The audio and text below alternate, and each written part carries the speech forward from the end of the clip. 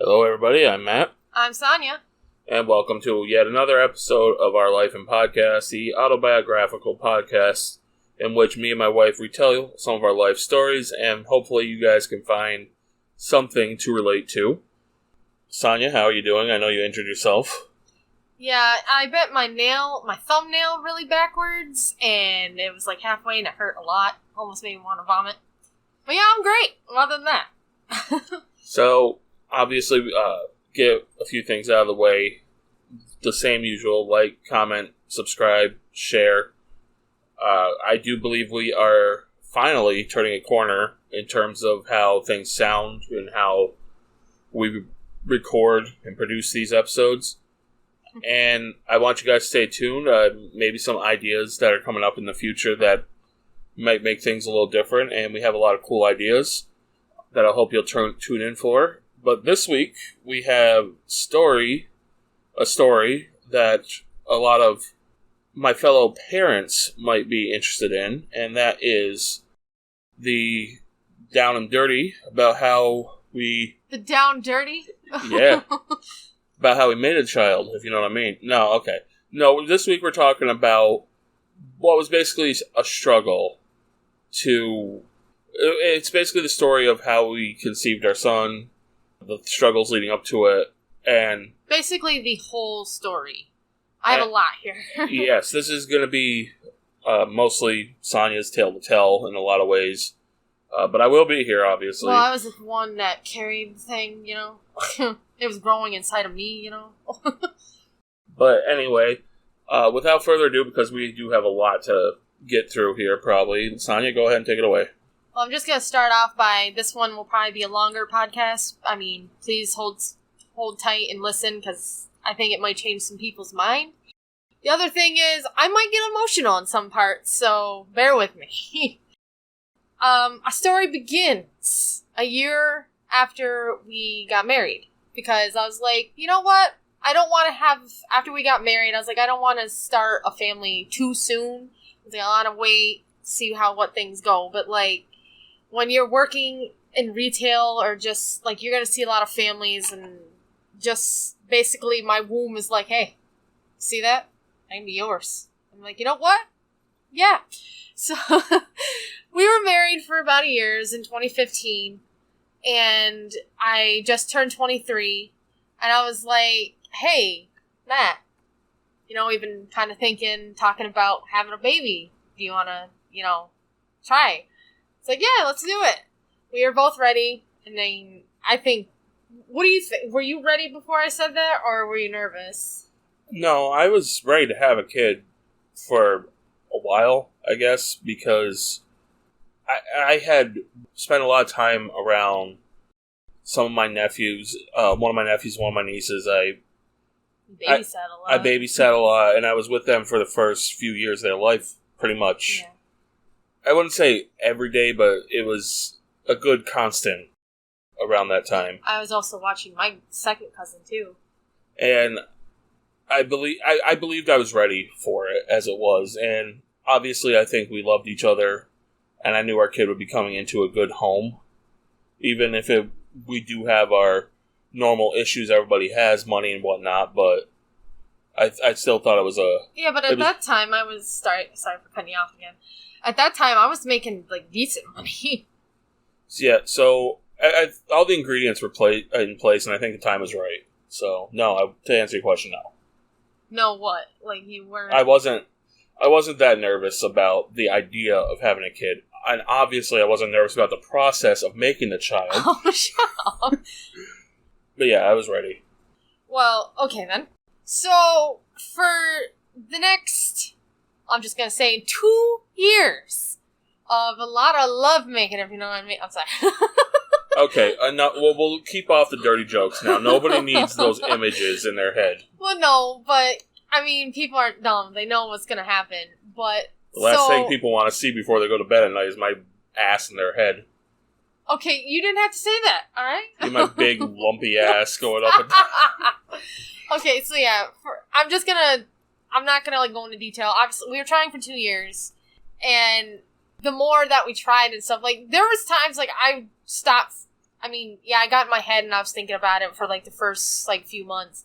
But, like, after a year, I'm like, I guess we should just stop trying or whatever. I mean, we still were trying, but we, like, stopped thinking about it, and it's like, oh, we'll stop trying. Yeah, and as she said, it did take 2 years, and there were doctor visits and things to see if we could have a kid, because we were having a lot of trouble conceiving. It was like a year and a half that we finally, like, made an appointment with my gynecologist to see if, like, what was wrong. But everything seemed fine. I was like, oh, great. So we're just not meant to have a kid or something. And I wasn't on birth control before anyone asked. The problem, too, was I think my body was too stressed because of work, because I was working all the time. And our landlords weren't.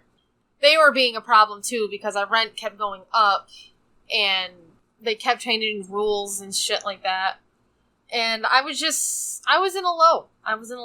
And the thing that was work, because we're like, okay, we can't do this anymore. I was depressed, in a dark mood, as I told in the job one. And I was like, I can't do this anymore. I need to change. Let's move to Louisiana, because the year prior we had a trip to Louisiana and I loved it and I thought the people were nice, so I was like, let's start anew. And Matt lived like half his life there, so I was like, we can do this. That was part of it. Obviously, I think both of us needed to get out of the area we were in for a while. Environment obviously was very stressful on Sonja. For myself, I was doing writing online at the time, but I wasn't having that much work come in at the time, and I got an opportunity to work somewhere that I believe was going to, change our life around, but it was in Louisiana, which is where this all came from to begin with. Yeah. Well, we were already talking for like a year getting down there, but we did eventually have a solution with a trailer, and some of his family was going to come up and drive us down there. Yeah, that was hectic. Anyway.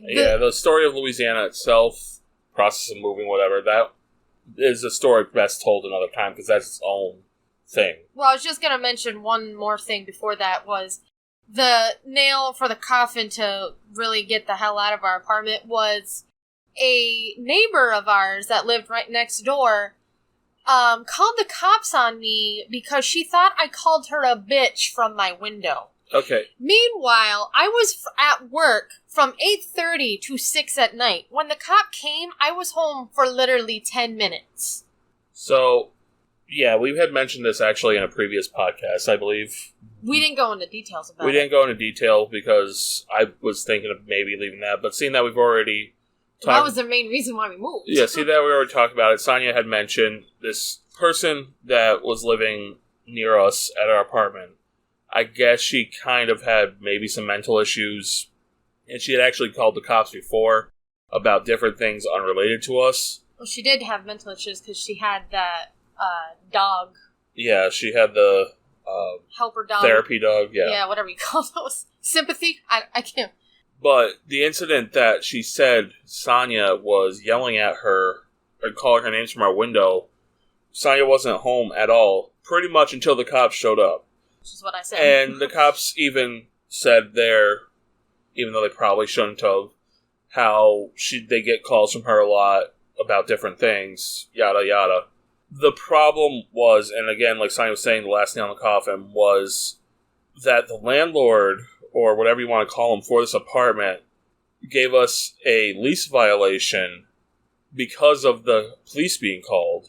And the police were called for something that never actually occurred, yet we still got in trouble for it from management or whatever it was from the building. They didn't even want to hear our side of the story. They didn't even give us a chance to talk. They're like, well, if it happens again, you're going to be evicted.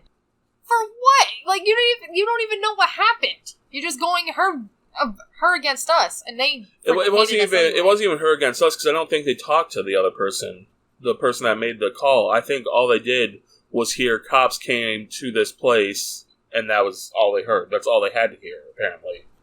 Well, it pissed me off nonetheless, but the cop was really nice. He's like, yeah, we get called here all the time, because she thought, like, her ex-husband was out to get her or something, which was not true. Anyway, so we moved down to Louisiana, and to start a brand new or whatever. But it didn't last for reasons, and we had to move back to New York. Prior to this, too, because this is going to lead into where I think it is, and this is partially my story.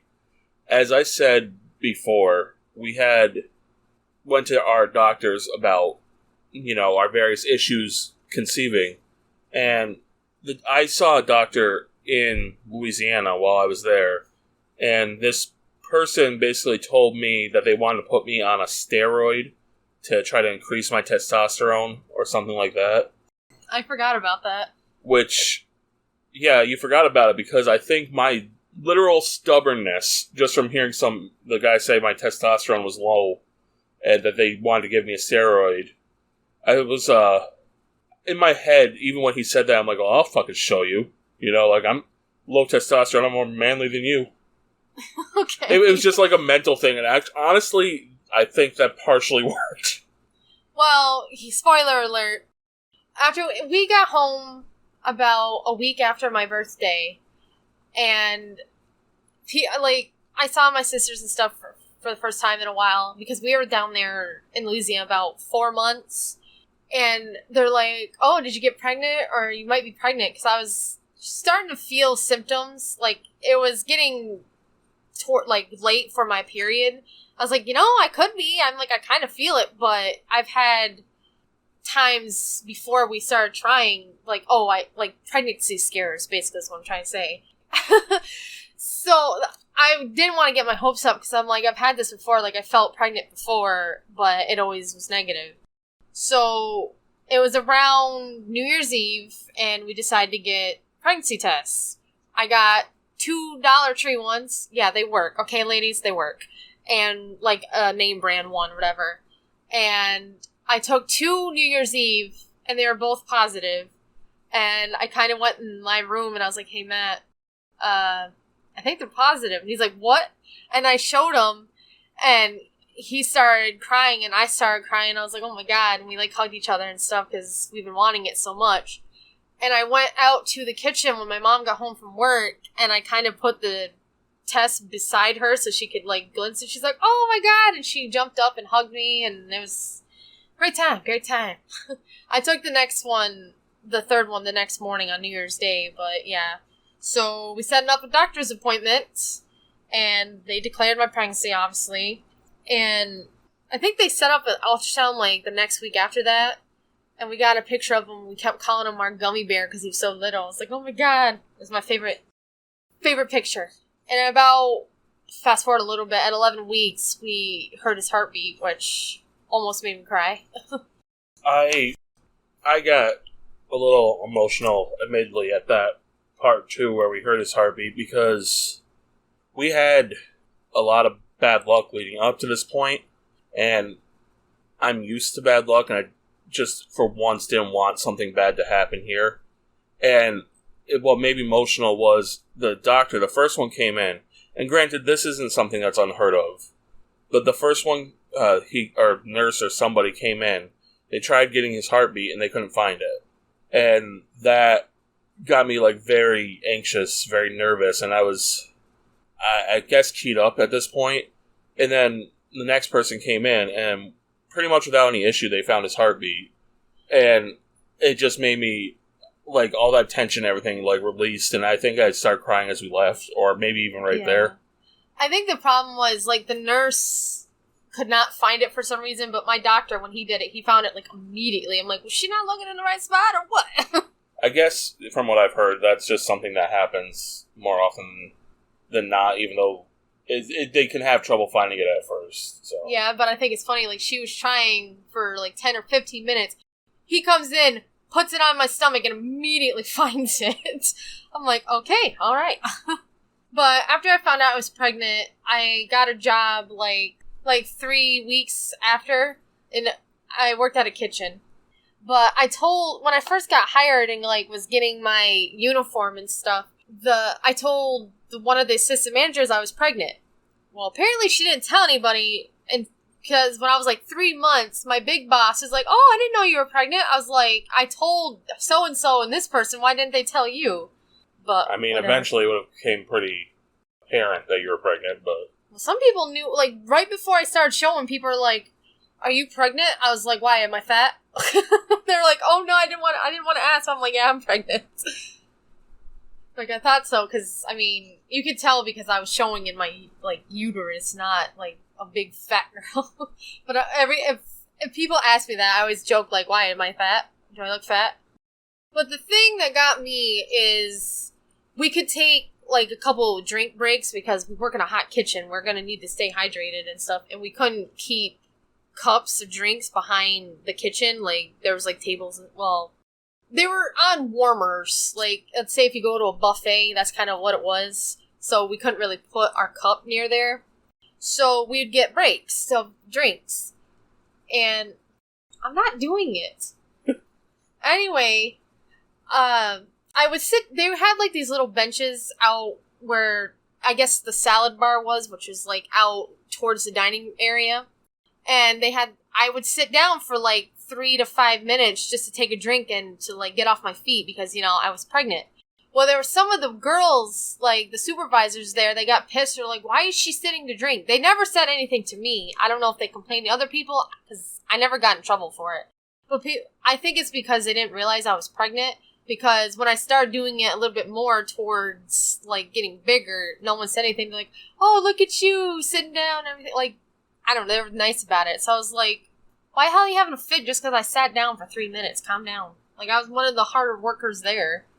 And another thing about work, they always tried to tell me, like, "Oh, be careful lifting things. You don't," I was like, I know my body, and this thing is not even heavy. But when I got bigger, and I couldn't carry, like, heavier... Like, pasta was always heavy to get out of the freaking warmers. And I was like, I can't keep lifting this. But for that, I needed a doctor's note saying I couldn't lift more than, like, 20 pounds. I was like, wait, you guys know I'm pregnant, but I need a doctor's note saying I can't lift this? What the hell? So, fast forward to 18 weeks, we found out that he was a boy. And the first person to know was my sister, because she called me, and I'm like, she called me shortly after I had my appointment, but the appointment was going down a little bit, or going over. And I was like, "I don't know, I'll call you when I come out." But when I got out into the car, she called again. I'm like, "I just found out." And she's like, "Oh, I knew it was a boy, blah, blah, blah." And I surprised my mom that night, showing her. Fast forward to the last day of work, because this was, like, one thing, because this pissed me off a little bit. My last day of work before I had him, they put me in the dish room, which was lifting and a lot of bending. And I was like, I'm only a couple weeks left to my due date. I shouldn't be doing this. It's like, and some people I don't think understood that I meant not work in the dish room, not work, period.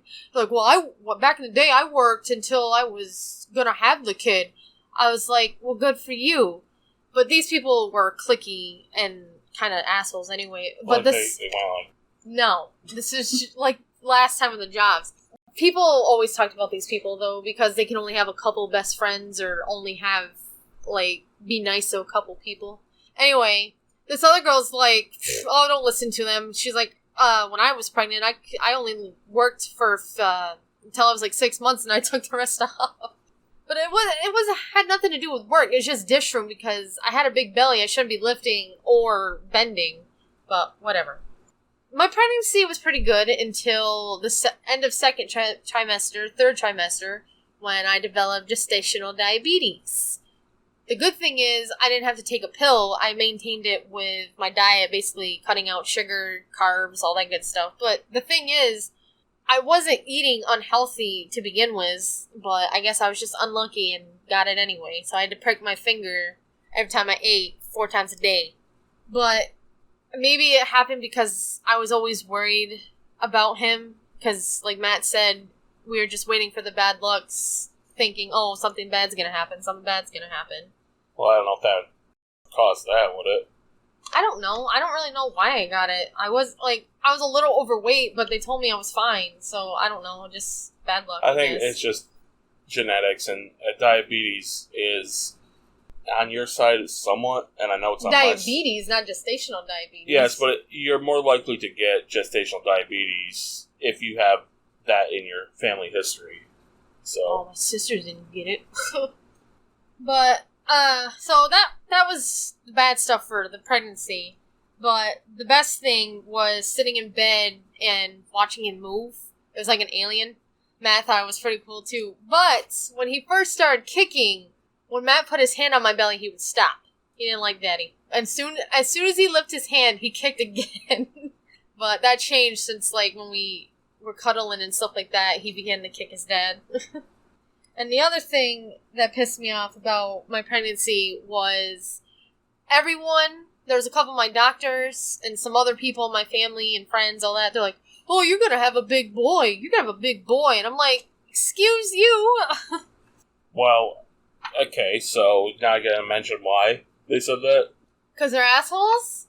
Mostly because of my size. They thought that he was going to be a fat baby because of that. That's not how it works, though. You can't look at the dad and be like, oh yeah, he's going to come out 125 pounds. I wasn't a big baby. I grew into a big man, but when I was born, I was like 8 pounds maybe, something that was normal.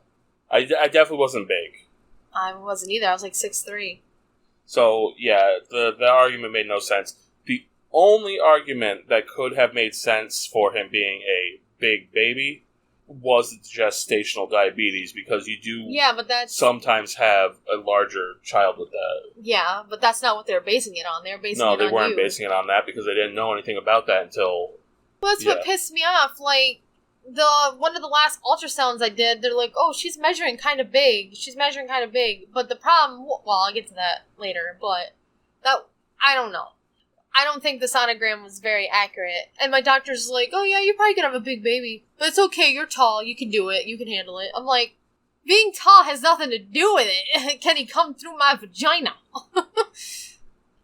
I ended up having 3 doctors.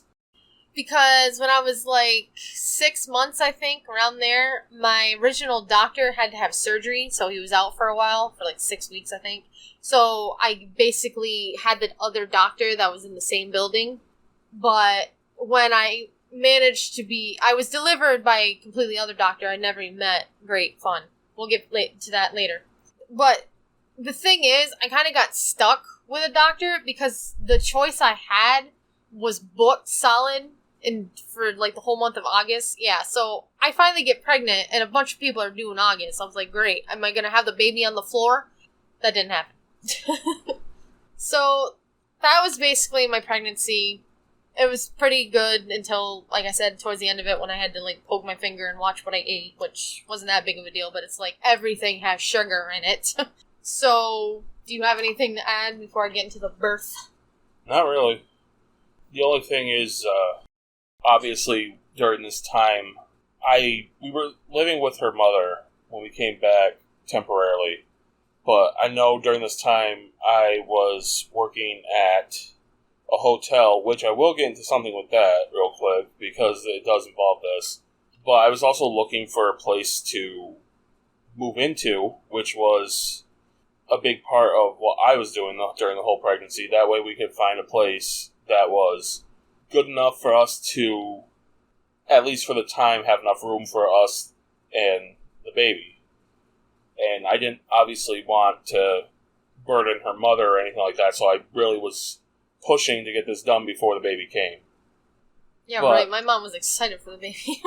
But the part about my job, which does tie into the pregnancy, I feel it might be a little discriminatory if I was a woman in this case.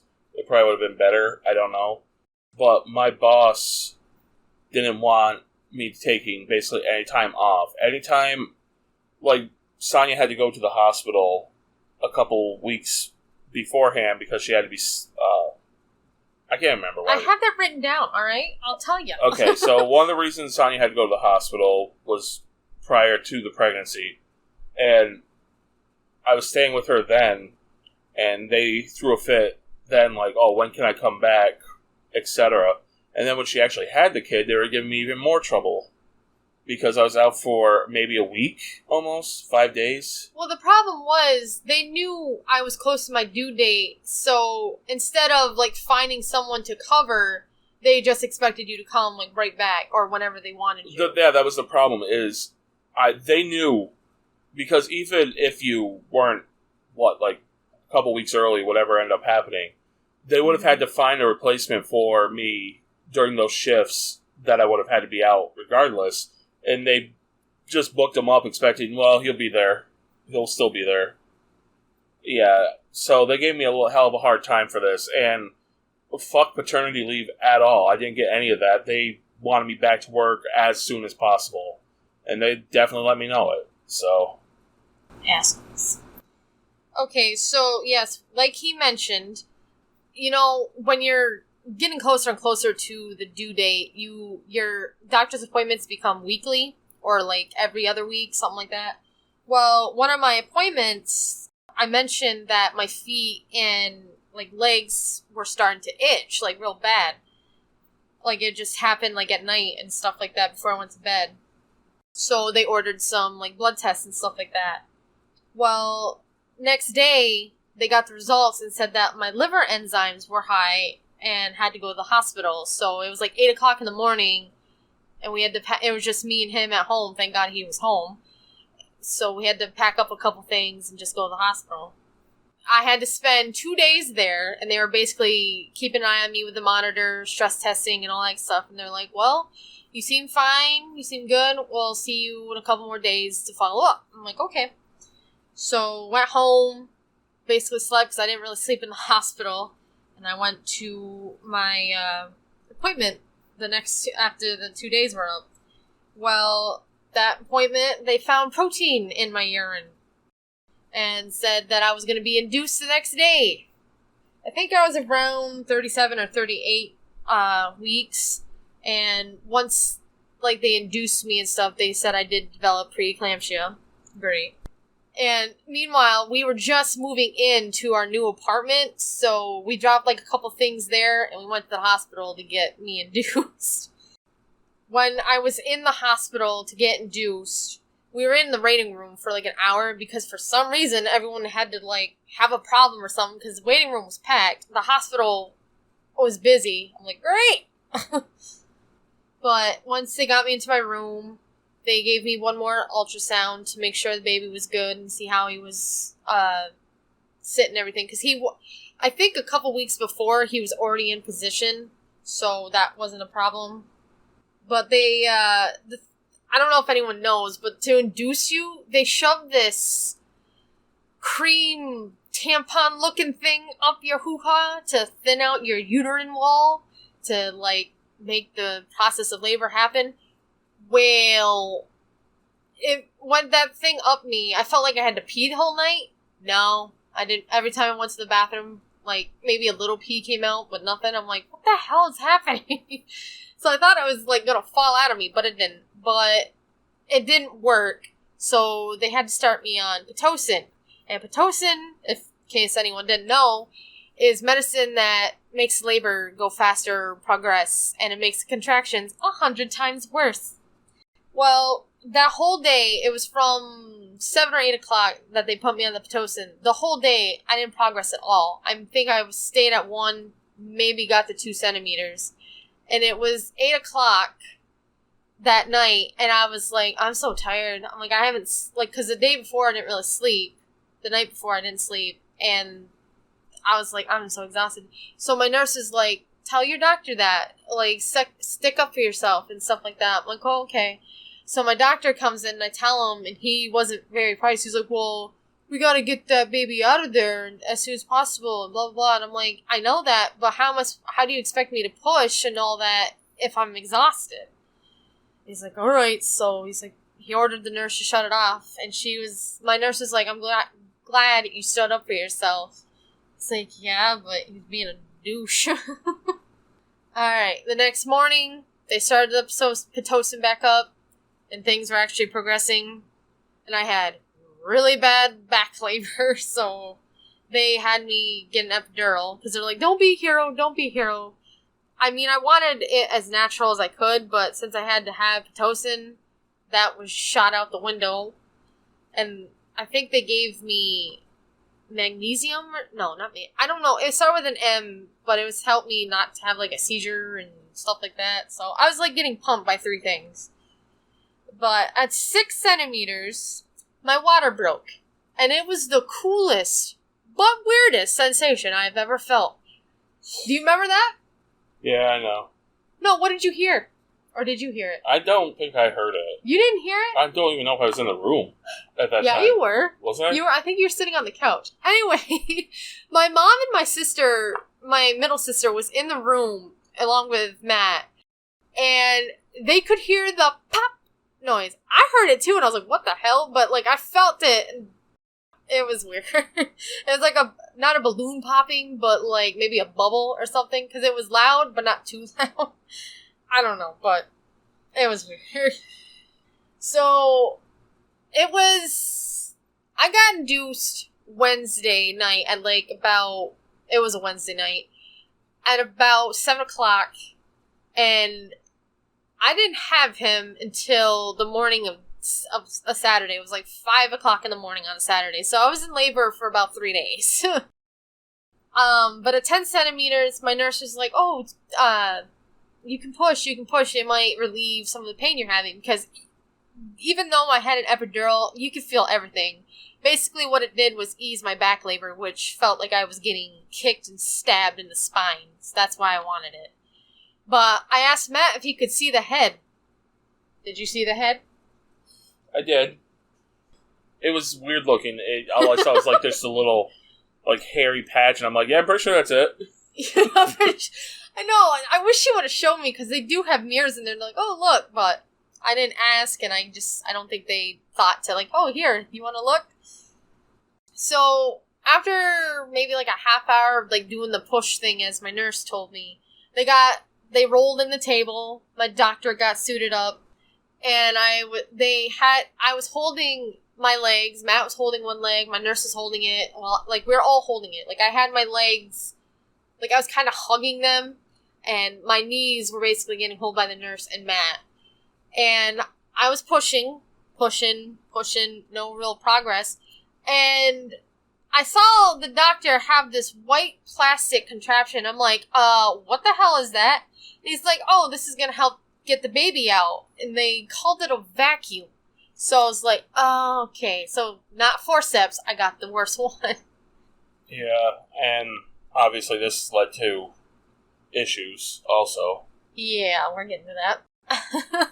So apparently he had the cord wrapped around his neck, and this was after he was out, and I kept pushing, and I heard like the suction-y crap from the vacuum, and he came out, and they had to cut his umbilical cord real quick around his neck, and the nurses grabbed him, but I could see him a little bit, but I was just like trying to stay calm and not get overworked.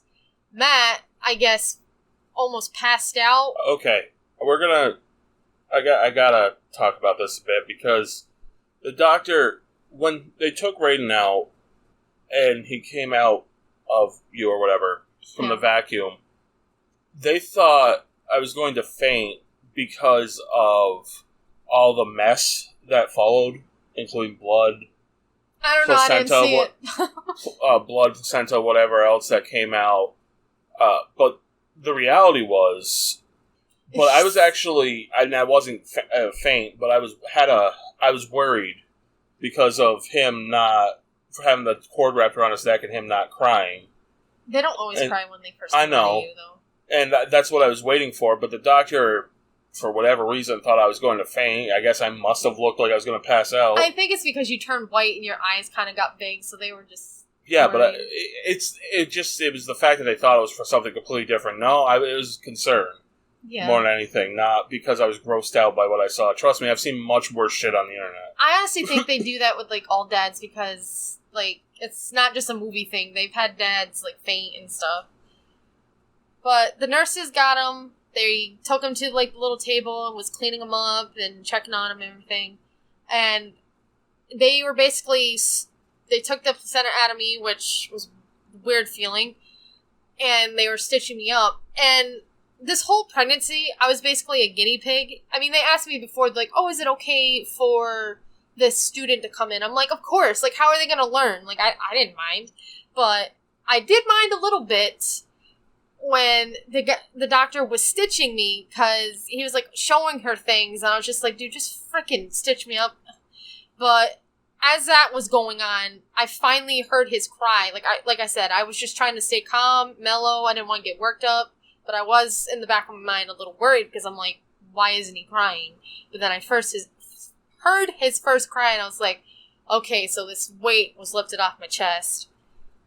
And they're like, okay, he's all wrapped up and good to go. Who wants him? And I was like, literally on the table getting sewn up. And I'm like, well, I can't really do anything. So Matt got to hold him first. And it's not fair. But I'm glad he did, because the other problem was Raiden's heart rate was slowing down. But thank God to skin-on-skin contact, it normalized when Matt was holding him.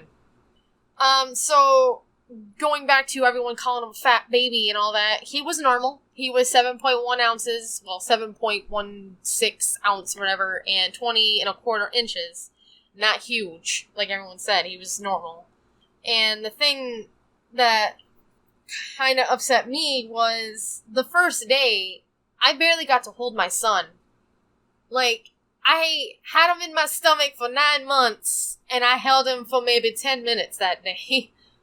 Because, like, since I was hooked up to, I mean, it was 2 IVs.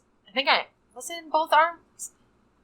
No, I think I had one on my right and one on my left, because I was getting pumped by, like, 4 frickin' medicines.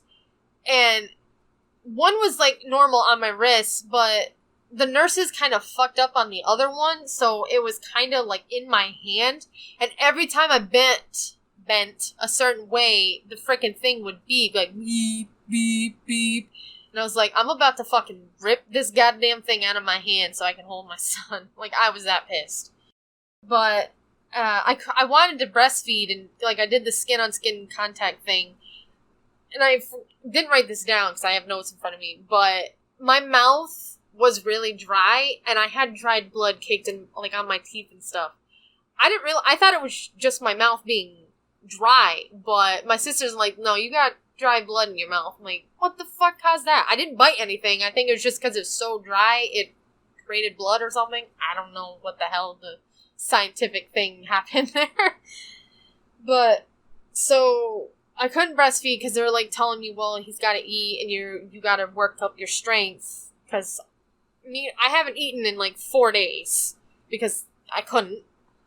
So Matt fed him from, like, this little cup thing, because they don't give bottles if you're going to breastfeed, so they don't, like, turn away from the breast. So Matt sat there and fed him, and I watched, and my mom and my sister came in about that time. Apparently my mom was outside the entire time, because I only wanted me and Matt in there, and I don't even think my mom could even fit in there. They had my doctor and, like, 4 other nurses. Like, my room was full.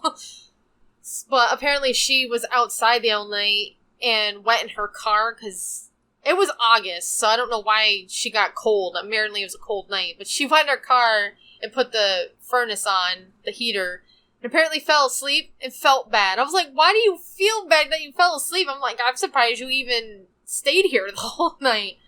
But they were the first visitors. Then my brother and his wife came in. And then the last visitor was my oldest sister. And she got to feed him, too. Because I was like, oh, do you want to feed him? She's like, oh, sure. But 8 o'clock rolls around, and I was prepped for surgery. Because I don't know what level tore I got, but I tore pretty bad. So they had to, I guess my doctor didn't know what he was doing, because I had to go to the ER to get fixed and stitched down there. But when I went in there, I guess my epidural wore off, because when they were trying to, like, take some of the stuff out, I don't know if they were taking out the gauze or something, I was like, ow, ow. They're like, do you feel that? I'm like, yeah. So they called the anesthesia guy, and he's like, oh, hook her up. And I was gone with, like, 3 seconds. But when I went back into the room, it was 10 o'clock. So I was in surgery for 2 hours. And my sister worked in the hospital, And the first night, she had, like, video of him, and he sounded like a sheep when he was first born, when he cried. I don't know why, but it was funny. But I'm glad that she was there, because she would visit, and then she'd have to go back on her ward. Because I hated not having him in the room, but I had to sleep because I was mentally drained. They gave me, I think, Benadryl to help me sleep, because I didn't sleep in, like, 3 days. Great time. So, I stayed in the hospital, including a week and 2 days, and that includes the 2 days before I was induced. It was not fun.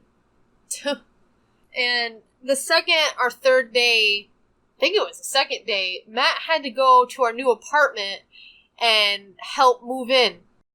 Yeah, that was interesting. I think we only had 3 people that were moving in everything we had into this new apartment, and they pretty much just put, not that I blame them, it's because it's the way I told them to do it, but they put everything basically just inside, and besides our washer and dryer, which they hooked up, the rest of it was pretty much just scattered everywhere. And while Sonja and the baby were in the hospital, I'm sitting here trying to rearrange a whole apartment into something resembling a home before they came back and, came back home. Duh. The only thing I asked was my bed and his bed. I did my best. You did that. That was good. So, I already said about 3 days in labor. And, Raiden, with the vacuum, had, like, because they kind of had to, like, not drill in his head, but it has, like, one little needle, and he had a circle around his head, and they told us before, like, oh, watch his head, because they didn't want to, like, irritate, the scar, basically. Well, he didn't get a scar, but he got a deep cut. Well, I know a lot of kids, in general, babies, when they're first born, their head will be slightly misshapen because they were going through, uterus or whatever.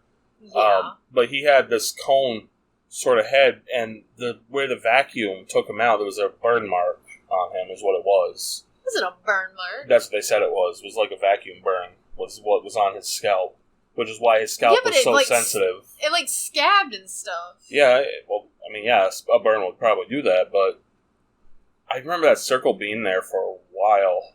It was there for a while, yeah. It made him jaundice and, like, we had to keep going to the hospital a couple times because his beryllium, or whatever it's called, was low. Bilirubin.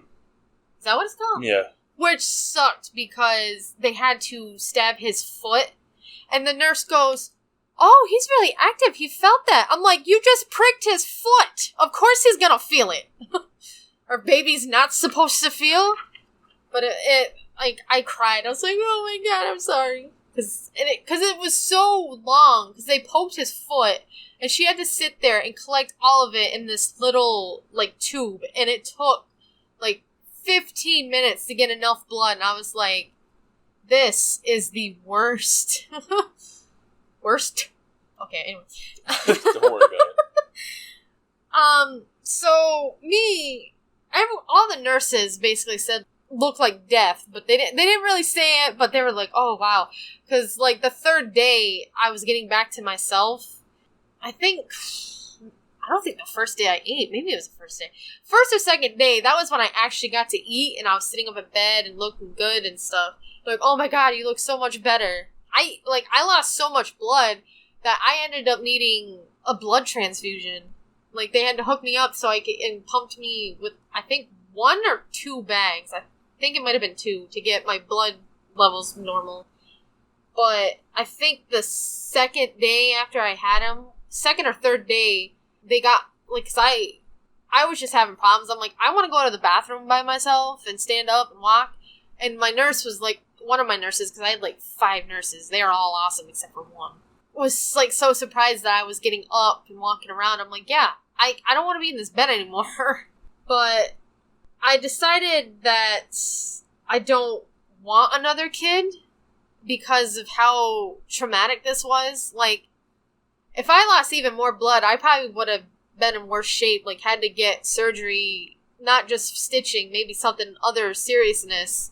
or, like, I don't think I could have died, but it could have been that bad. And Raiden, like, him having so many problems and finally getting better, like, shortly after we got out of the hospital and things, I was just like, maybe people think I had postpartum depression, but I think I have PTSD, because, like, the first year, maybe almost the first 2 years, every time I thought back to the hospital and everything that happened, like, I would tear up and cry, and, like, I am getting a little emotional, not as bad as the other time, but it just, like, the first day, it always makes me sad, because it's like, I didn't even get to hold my child until he was a day old, and it hurts. So, the only thing I'm gonna throw out here now is something I kind of just wanted to mention as part of this podcast. How has Raiden changed your life? How has having him around? I have meaning again, I guess. Like, he makes me so happy. Tissue? Just a moment, everybody. Sonja's collecting herself. Shut up. It's just something we wanted for so long, and we had to fight with him, or not with him, but fight for him. We do fight with him now. Sometimes. Oh shit, we'll get to that. But it's like, it took a long time to have him, and I had to fight just taking him out of my body, so it's like, he's like the perfect little boy. And he's so cute. But to answer your question, it's changed for the better, because I love being a mom. I definitely feel very much the same. I think of how things were before we had him, and it almost feels like it's a completely different world than what it is now. And honestly, I look forward to him growing and everything that we can teach him, the things he'll experience. At the same time, I'm worried about all that, because this world sucks. You want to protect him. Obviously, everybody that has kids can relate to this. You want to protect him so much from all this stupid shit you know he's going to have to do. He's going to have to experience heartache. He's going to experience loss. And it's all this kind of stuff that you want to protect him from, and you know you can't. And thinking of that stuff, because I think of stupid shit way too often, does make me sad, but I would never change anything about this. It's been the best experience of my life, just having him around. Yeah. And he's so smart. Except for, when he decides he's gonna splash me out of nowhere. That I can do without. Curb stomp your face. Yeah. Or jump on you, use you as your jungle gym. But then he does all that, but then at the end of the day, he gives you hugs and says, I love you, and gives you kisses. It's like, you're alright, son. You're alright. Well, I'm... Man, I can't speak tonight. I hope you guys enjoyed that little roller coaster. It's time now for... Nuh-uh. I'm not quite finished yet with my story. Sonja's not done. Okay. Well, okay, some people might... It's not too much to add, but some people might be thinking, oh, why'd you choose the name Raiden? Was it because Mortal Kombat? And the answer is no, it's not because of Mortal Kombat. Yes, it's spelled the same way, but the first name I wanted ever since I was like 12 was Landon, but that name became very popular, and it was either Landon or London, so I was like, well, I don't want that popular of name. And like, the other name around that time that I've always liked was Raiden. And I brought it up to Matt, and I was like, do you want Raiden still, or do you want to pick a different name? He's like, oh no, you have me set on it. I'm like, okay. And his middle name is Lee, right after my dad, because as you know, my dad passed away, and I wanted to honor him. And the other thing is, I don't want this story to turn people away from getting pregnant, because I know there's friends and people I know that are like on the fence of having kids, but it's like, me, I just had bad luck, and preeclampsia actually runs in my family, so don't take my experience, because even though it was very traumatic, it was worth it. It's probably not worth another kid, but it's not just a traumatic experience. I just look at Raiden and I was like, he is the perfect kid for us. He completed us. I maybe I'll adopt, but I really just don't want another kid, like, to have it. We'll see what the future holds, but it took me about a year to 2 years to feel like myself again. So, like, health-wise, emotionally, so... Again, people might think it's postpartum, but it's not. I can't explain it.